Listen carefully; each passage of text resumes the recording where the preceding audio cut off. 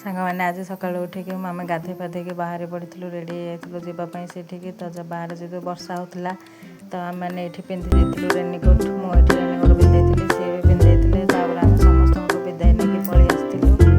ଆସିଲା ବେଳେ ବାଟରେ ଦେଖିଲୁ ଅଳ୍ପ ଅଳ୍ପ ବର୍ଷା ହେଉଥିଲା, ବର୍ଷା ବି ଛାଡ଼ି ଯାଇଥିଲା ଟିକେ। ତ ଆମେମାନେ ଟିକେ ଜଲ୍ଦି ଜଲ୍ଦି ପଳେଇ ଆସିଥିଲୁ କାହିଁକିନା ପୁଣି ଆଉଥରେ କାଳେ ବର୍ଷା ହେଇଯିବ ବୋଲି।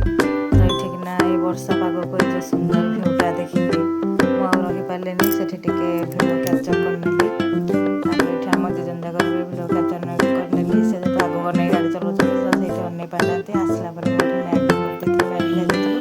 ତାପରେ ଇଏ ଯାଇଥିଲେ ରାନୁ ପାଇଁ ଫୋନ୍ କିଣି ଦେବା ପାଇଁ। ଦୁଇ ଜଣ ଯାକ ଏଇଠି ଫୋନ୍ କିଣିକି ଧରିକି ଘରକୁ ପଳେଇ ଆସିଥିଲେ।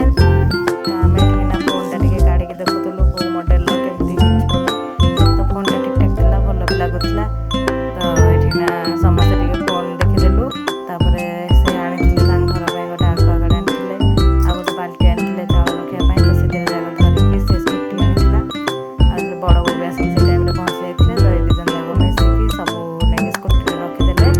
ରଖିଦେଲା ପରେ ସେ ଦୁଇ ଜଣ ଯାକ ଘରକୁ ପଳେଇଲେ। ତ ରହୁଛି ସାଙ୍ଗମାନେ, ଜୟ ଜଗନ୍ନାଥ। ଯଦି ଭିଡ଼ିଓଟି ଭଲ ଲାଗିଥିବ ତାହେଲେ ଲାଇକ୍, ସେୟାର ଆଣ୍ଡ ସବସ୍କ୍ରାଇବ୍ କରିଦେବେ।